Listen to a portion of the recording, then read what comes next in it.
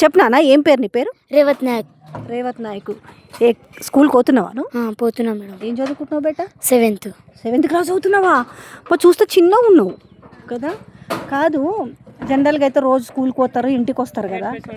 నిన్న ఆదివారం, నిన్న పండుగ రోజు వచ్చి ఇట్లా కూలగొట్టేసారు. ఇల్లు కూలగొడుతుంటే ఎంత బాధ అయింది చెప్పు నీకు. మస్తు ఏడ్చినాం మేడం. అవునా?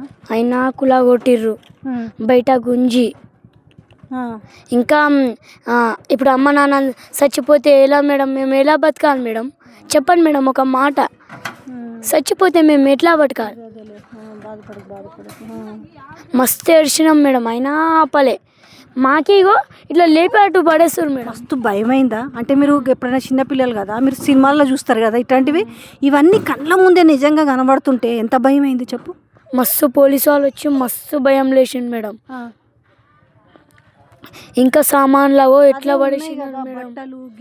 అవన్నీ అట్లే షీపూర్ కట్టలు బుక్కులు కూడా కిందికే పోయినాయి మేడం. నిన్న రాత్రి కరెంట్ బంద్ చేసిర్రు. మేమేమో ఈయనే వండుకున్నాం మేడం. ఇంకా వర్షం పడ్డది, నానిపోయినాం తెలుసా మేడం. కాదు, మరి పుస్తకాలన్నా అంటే ముందు తెలియదు కదా, ముందు తెలుసుకుంటే కనీసం మీ బుక్స్ అన్నా తీసుకునేటోళ్ళు. మాకు చెప్పకుండా జల్దీ వచ్చేసి ఇలా కూల కొడుతురు మేడం. చెప్పినా నేను కిరాయి అయినా ఉంటుండే మేడం, అడుగుతుండే. అప్పుడప్పుడు ఎడబోయి అడగాలి మేడం, అప్పుడే కూల కొట్టేస్తారు మేడం వాళ్ళు. అప్పుడు ఎలా మేడం?